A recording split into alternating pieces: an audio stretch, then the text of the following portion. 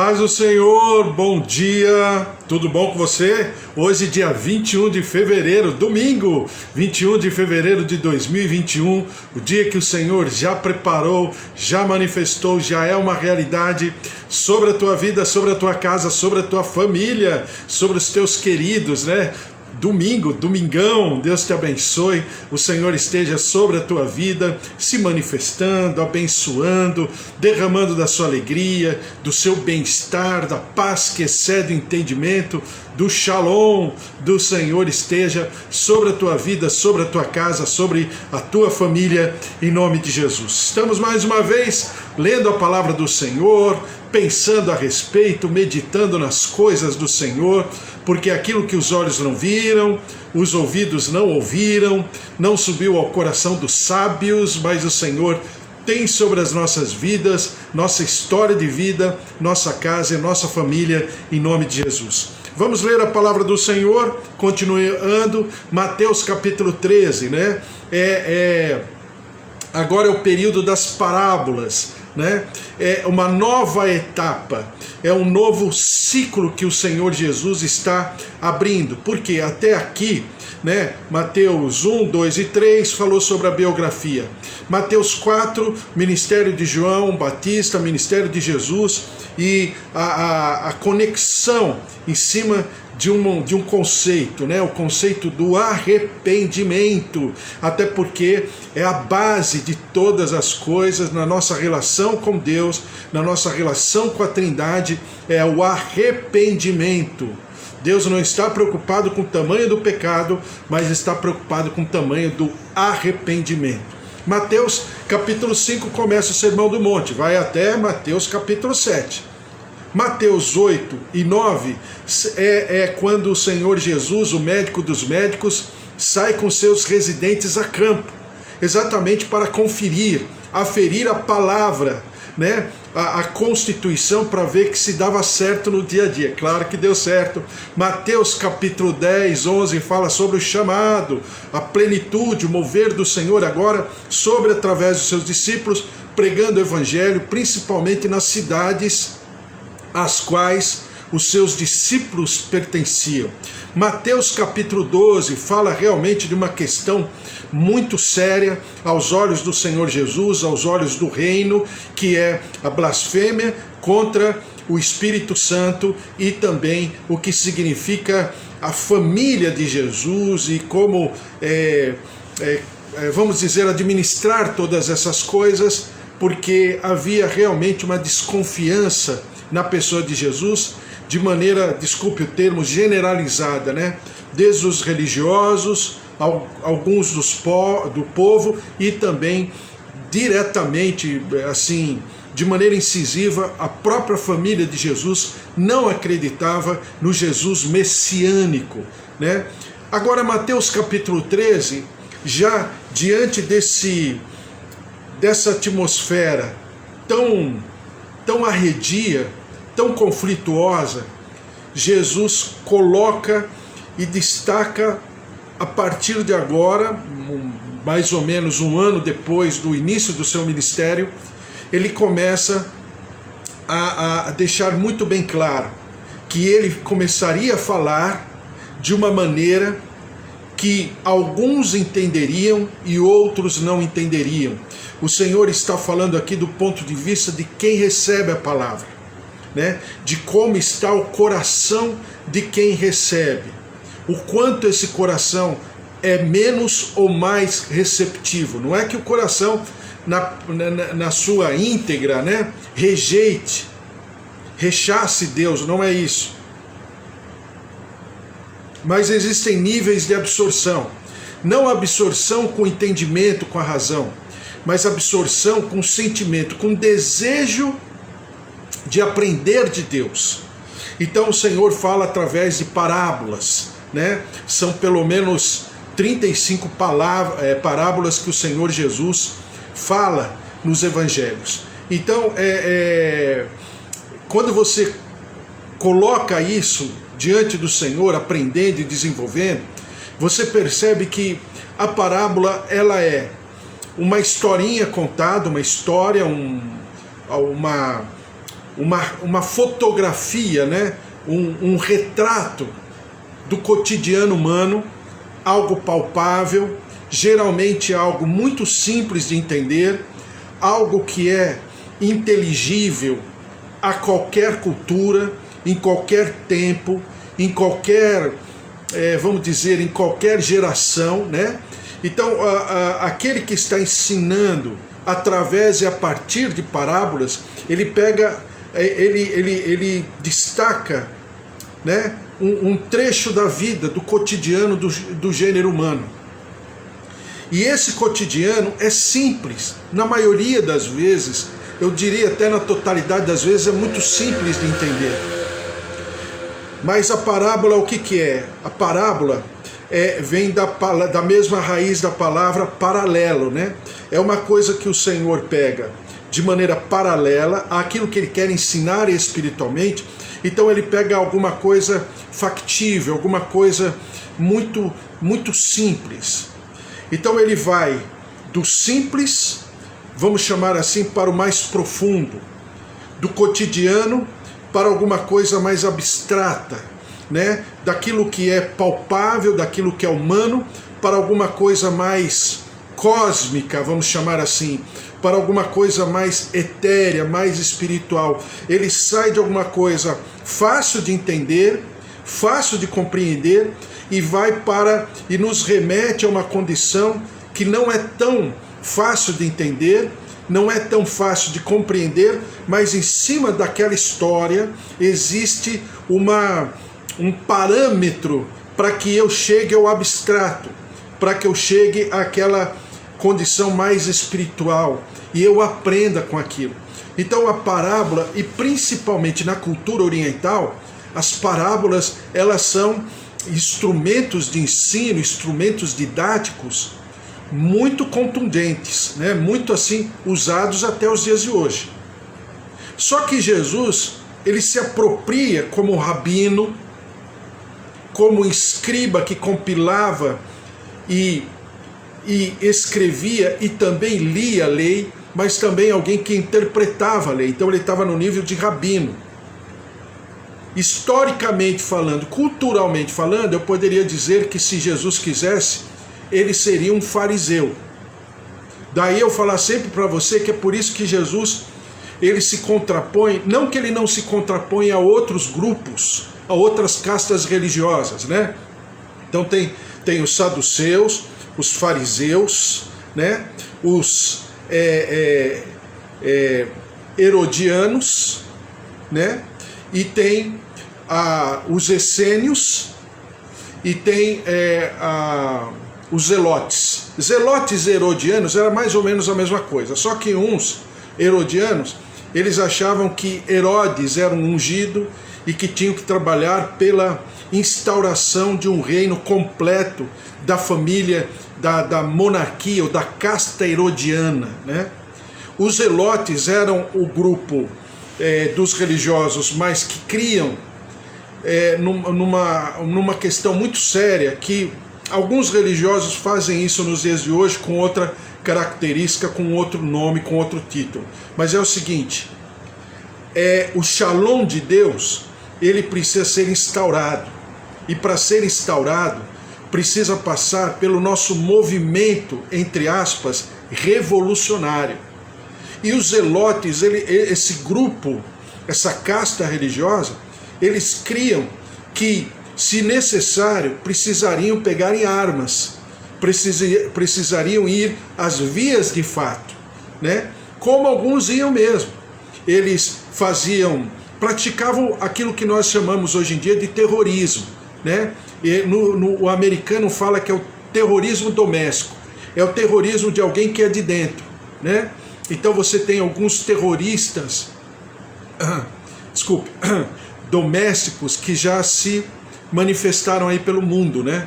Uma história aí que aconteceu na Inglaterra, foram ver, era um inglês descendente, né? Claro, de uma família que não era inglesa, mas ele cometeu um terrorismo, então isso é chamado de terrorismo doméstico.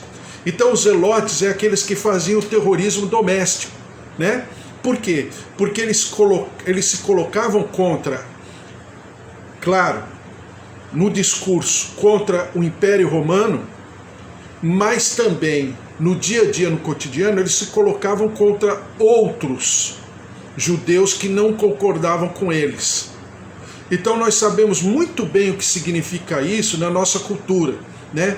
Que os conflitos de narrativas, eles são muito vigorosos, incisivos, a tal ponto que alguns que pertencem a essas fileiras conflitivas vão às vias de fato.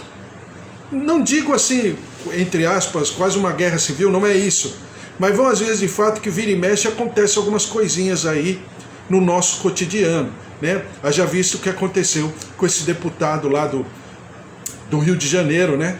Nesses dias aí que tá todos os meios de comunicação estão falando a respeito. Então, é mais ou menos isso que o grupo dos zelotes faziam.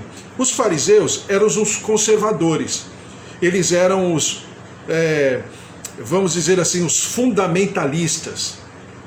Palavra de Deus ipsis literis, toda a Torá, né? Os 17 livros históricos, os 5 livros proféticos, mais os 5 livros poéticos e mais os 12 profetas menores, né? Então eles assim ensinavam e faziam os seus discípulos terem de cor exatamente a linha, né, que Jesus seguiu na sua vida, não num sentido corporativista como eram os fariseus, não no sentido político, não, mas no conhecimento da palavra aprofundadamente. Então você percebe o quê? Que quando Jesus começa o seu discurso, quando ele começa o seu ministério, ele começa, entre aspas, a enfraquecer esses grupos. Cada grupo se sentiu enfraquecido na sua pauta de reivindicação. Os essênios, os zelotes, os herodianos, os fariseus, os saduceus. Cada grupinho teve, entre aspas, a sua fragilidade em relação a Jesus. E Jesus, com isso, estava provocando toda uma reação nesses grupos. Alguns menos, outros mais. Mas de maneira linear em todos os grupos.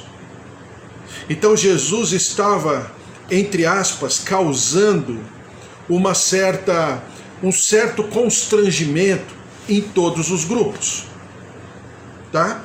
Zelotes, herodianos, fariseus, saduceus e essênios. Cada grupo estava se sentindo, entre aspas, ameaçado pelo discurso de Jesus Cristo. Não bastasse tudo isso, os fariseus comparam Jesus com o chefe dos demônios, porque eles dizem, no capítulo anterior, que Jesus fazia o que fazia pelo chefe dos demônios. E não bastasse tudo isso ainda, vem a família de Jesus e querem interditar Jesus, porque Jesus está, aos olhos deles, né, enlouquecido.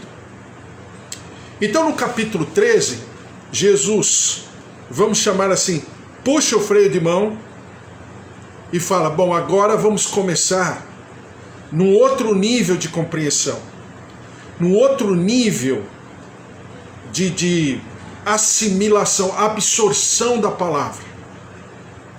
Quem tem ouvidos para ouvir, ouça. Ou seja, agora eu não vou me preocupar em tanto falar, mas vocês precisam se preocupar em ouvir. Mais em me ouvir, claro, Jesus não está falando dessa maneira, eu estou apenas falando com você, né? O que significa isso? Vocês vão mais me ouvir do que eu falar. Eu vou continuar falando, mas quem quiser ouvir é que ouça. Que prepare os seus ouvidos, tornem sensíveis os seus ouvidos ao meu discurso. Eu não vou mais insistir entre aspas. Por quê? Porque o Senhor Jesus está falando dos corações e a qualidade da recepção da palavra. E é exatamente o que fala a parábola. Por que essa parábola eu chamo de a mãe das parábolas, né? A parábola capital, a parábola principal. Porque se eu não entender essa parábola, eu não vou entender as outras 35. Se eu não pensar a respeito desta parábola aprofundadamente, mastigando, ruminando, no bom sentido, essa palavra, me alimentando, pensando, eu não vou conseguir entender as outras. Entender as outras parábolas, ou seja, entender praticamente todo o ministério de Jesus e as suas palavras, depende dessa parábola. Daí, essa parábola ser a mais conhecida das parábolas de Jesus e ser a mais pregada em todos os tempos, em todas as gerações. Então, quando eu e você pensamos a respeito das palavras do Senhor Jesus, e aqui o Senhor fala de uma semeadura sob o ponto de vista de quem recebe, não o ponto de vista da semente. Você vai ter outras parábolas que falam da semeadura, mas do ponto de vista da própria palavra. Aqui não. É sob o ponto de vista de quem recebe. Como está o meu coração para receber a palavra do Senhor? Em outras palavras, é isso. Tá? Então, eu vou voltar aqui, já lemos um dia, nesses dias aqui, Mateus 13, mas eu vou voltar ao seguinte, diz assim, Mateus capítulo 13, versículo 13. Não, versículo 12. Pois ao que tem se lhe dará, e terá em abundância, mas ao que não tem, até o que tem lhe será tirado. Por isso lhes... Desculpe. Por isso lhes falo por parábolas, porque vendo, não veem, ouvindo, não ouvem, nem entendem. Daí o Paulo mais tarde se referir ao Antigo Testamento falando o seguinte, o que os olhos não viram, os ouvidos não ouviram, não subiu ao coração humano, né? E ele está, né, sob o mesmo prisma, mas estabelecendo um paradoxo, né, que é exatamente o que Jesus está pontuando em cima da palavra de Isaías capítulo 6, que diz assim, de sorte que nele se cumpre a profecia de Isaías. Ouvireis com os ouvidos e de nenhum modo entendereis. Vereis com os olhos e de nenhum modo percebereis. Porque o coração deste povo está endurecido. De mau grado ouviram com os ouvidos e fecharam os olhos, para não suceder que vejam com os olhos, ouçam com os ouvidos, entendam com o coração e se convertam e sejam por mim curados. Ou seja, a maneira com que eu recepcionar no meu coração a palavra de Deus é que estabelecerá a próxima etapa, né? O próximo episódio, que diz assim, bem-aventurados, porém, os vossos olhos, porque veem, os vossos ouvidos, porque ouvem, pois em verdade vos digo que muitos profetas e justos desejaram ver o que vedes e não viram, ouvir o que ouvis e não ouviram. Atendeis vós, pois, a parábola do semeador. A palavra do Senhor fala que o Senhor é Ele quem estabelece quem vai ouvir e quem não vai ouvir, quem vai enxergar e quem não vai enxergar. Não no sentido físico, né? Dos cinco sentidos, né? Ver, ouvir, enxergar, olfato, cheiro. Não, não é isso. Mas é no sentido do entendimento. Por quê? Porque nós já sabemos que nós só podemos entender por obra, por intervenção e por delicadeza, por carinho de Deus, no mover do seu Santo Espírito. Não é por mim. A minha razão não consegue compreender.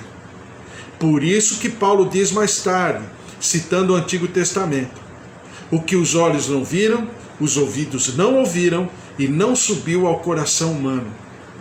Então, é exatamente essa dinâmica paradoxal que Jesus está inaugurando, porque até aqui ele falou para todo tipo de público, para que todo tipo de público pudesse ao menos inaugurar em seu coração a possibilidade de viver aquilo que Deus queria que o povo vivesse. Mas haveria uma depuração.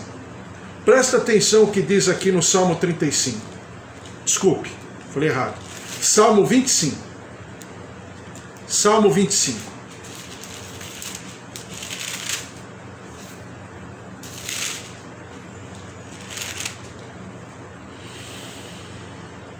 Até lembro de uma musiquinha de criança que a gente cantava assim, bem criancinha eu cantava. A ti, Senhor, elevo a minha alma, a ti, Senhor. Era uma maneira que a gente tem, né, de ensinar as crianças algumas passagens bíblicas. Elevo a minha alma, ó meu Deus, em ti confio, guarda-me, Senhor, pois em ti, Senhor, me refugio. Coisa de criança. Então, o Salmo capítulo 25 diz assim, eu vou ler todo o Salmo, que é um texto maravilhoso. Davi estava altamente, aprofundadamente inspirado pelo Espírito Santo. A ti, Senhor, eleva minha alma. Deus meu, em ti confio. Não seja eu envergonhado, nem exultem sobre mim os meus inimigos. Com efeito, dos que em ti esperam, ninguém será envergonhado. Envergonhados serão os que sem causa procedem traiçoeiramente. Faze-me, Senhor, conhecer os teus caminhos. Ensina-me as tuas veredas, guia-me na tua verdade e ensina-me, pois tu és o Deus da minha salvação, em quem eu espero todo dia. Então Davi, como eu sempre falo, né, os antigos falavam, tem livros escritos, os Salmos, né, o livro dos Salmos é o espelho da alma humana, né, bonito. Então por quê? Porque é o nosso sentimento. Nós acordamos... Tem dia que nós acordamos melhor, outros pior, outros numa expectativa, numa alegria, outros entristecidos, aflitos, angustiados. E o livro dos Salmos, ele fala sobre isso, sobre a contingência humana, do ser humano em si, né? Do sentimento, das nossas agruras. Alguém falou que o gênero humano é, por si só, um ser esquizofrênico. Ora ele está bem, ora ele faz coisas maravilhosas, ora ele está mal. Ele não basta, ele não é mais do que um ser bestial, né? Exatamente esse antagonismo, né, que o ser humano vive. Então diz assim: lembra-te, Senhor, das tuas misericórdias e das tuas bondades que são desde a eternidade. Não te lembres dos meus pecados da mocidade, nem das minhas transgressões. Lembra-te de mim segundo a tua misericórdia, por causa da tua bondade, ó Senhor. Bom e reto é o Senhor, por isso aponta o caminho aos pecadores. Guia, agora vem aonde eu quero chegar com você. Guia os humildes na justiça e ensina aos mansos o seu caminho. Humilde e manso. Lembra daquilo que Jesus fala?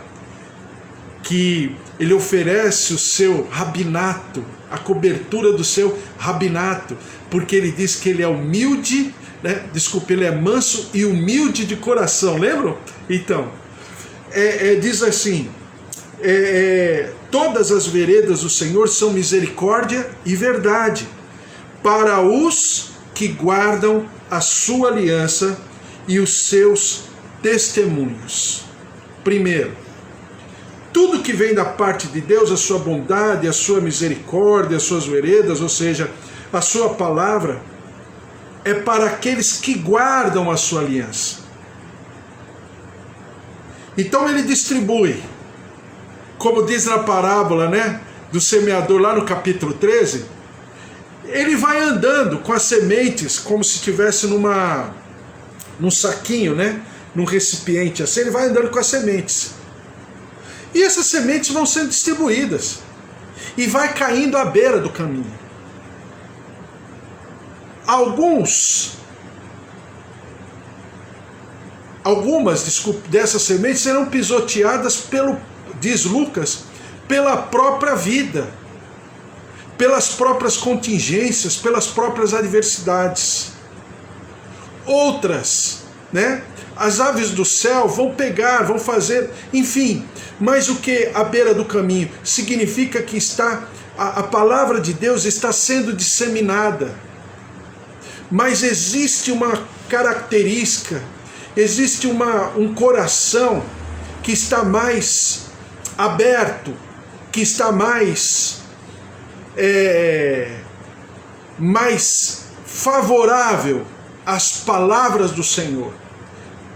Quais são esses corações? Diz aqui: todas as veredas do Senhor são misericórdia e verdade para os que guardam a sua aliança. Ou seja, para aqueles que desejam viver a sua aliança, para aqueles que dizem sim à sua aliança. Porque o Evangelho, por si só, na hora que ele é ministrado, na hora que ele é falado, ele é maravilhoso. São palavras muito especiais, palavras profundas, tocantes, que qualquer pessoa que ouvir essa palavra será, com certeza, motivada por ela, porque é uma palavra motivacional, né? No vocabulário usado nos dias de hoje. É uma palavra, é uma abordagem motivacional. Ninguém está falando que não seja. A questão toda é de como estão esses corações que estarão recebendo. Só estão preparados para o motivacional, para a questão circunstancial, não para verificar e aferir todas as áreas da minha vida, todos os cômodos da minha casa? É só um cômodo que me interessa? É só uma parte da minha vida? Então essa palavra não fará efeito. Ou se fizer efeito, ela fará um efeito temporal, mas não permanente. Não atemporal, mas temporal. Breve, curto, circunstancial. E alguma área da minha vida vai aliviar? Com certeza. Porque a palavra de Deus é a palavra de Deus. A Bíblia diz que por onde Jesus ia, ele fazia o bem. Diz aqui: por causa do teu nome, Senhor, perdoa a minha iniquidade, que é grande. Ao homem, meu Deus, aqui está o segredo, que não é segredo. Ao homem que teme ao Senhor, ele o instruirá no caminho que deve escolher. Na prosperidade repousará a sua alma, e a sua descendência herdará a terra. Lembra? Quem vai herdar a terra lá das bem-aventuranças? Lembram? Os mansos. Os mansos herdarão a terra. E dos pobres de espírito, ou a gente diz humildes de espírito, deles serão o reino dos céus. Mas os mansos herdarão a terra. Ou seja, humildade, pobreza, no sentido espiritual, significa: eu conheço a minha miséria, eu esquadrinho a minha pequenez, a minha fragilidade, o meu desespero, que é como aqui Davi está expressando muito bem no Salmo 25. Eu me coloco diante do altar do Senhor e lhe peço desesperadamente: venha ao meu encontro, perdoa o meu pecado, perdoa a minha iniquidade, perdoa a minha fragilidade, a minha fraqueza, a minha pequenez. Perdoa, Senhor. E aí eu vou trabalhando isso na minha vida. Por quê? Porque o Evangelho, na sua plenitude, naquilo que Deus deseja, no original do Evangelho, né? de quem fez, de quem preparou, de quem escreveu, de quem inspirou e de quem ensinou, é para tocar a minha vida em todos os níveis. É o Shalom de Deus. E o que é o Shalom de Deus? O Shalom, no sentido cultural, hebraico, mas também espiritual, é a abundância de tudo para todos, em todos os níveis. Esse é o Shalom. Por quê? Porque quando se estabelece a justiça, se estabelece a paz. Justiça e paz são irmãs. São conceitos que estão completamente amalgamados. Eu só vivo em paz se a justiça estiver expressa, manifesta na sua completude, em todos os sentidos da origem, né, da justiça que se chama Deus. Então, quando Isaías está pontuando há 800 anos antes aquilo que Jesus falaria 800 anos mais tarde, trazendo exatamente a revelação desse mistério.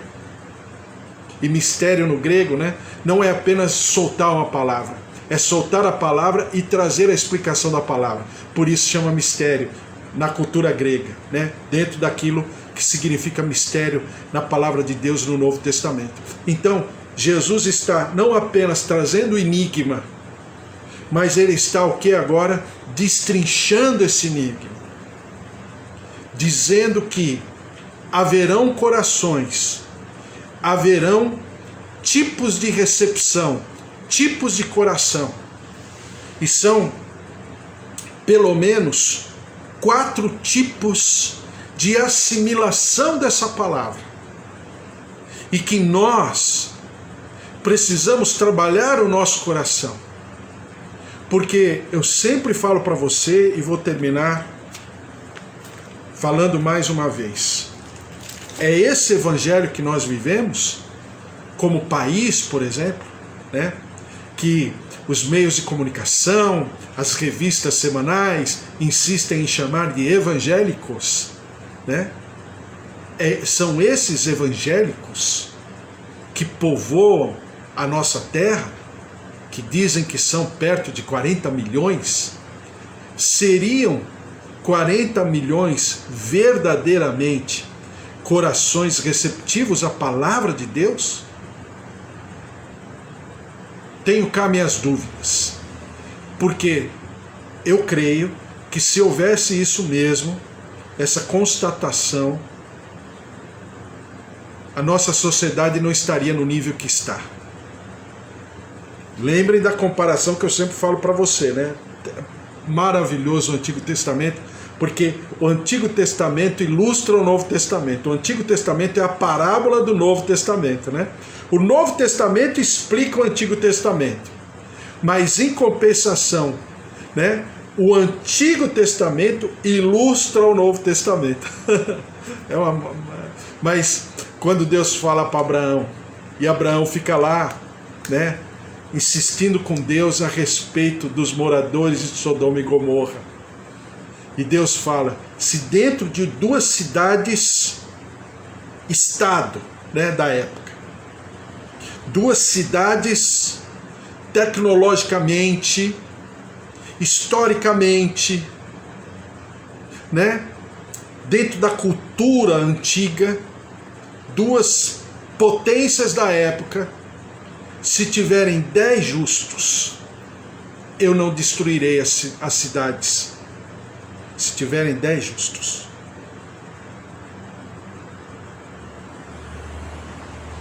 Se você fizer a comparação proporcionalmente falando, 10 justos para, sei lá,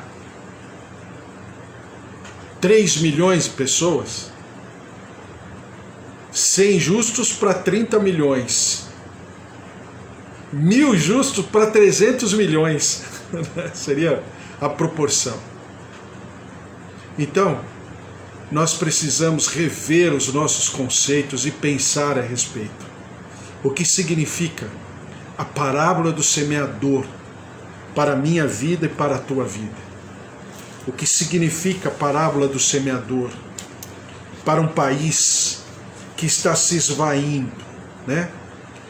É a figura daquela mulher que eu falei para você, da mulher do fluxo de sangue.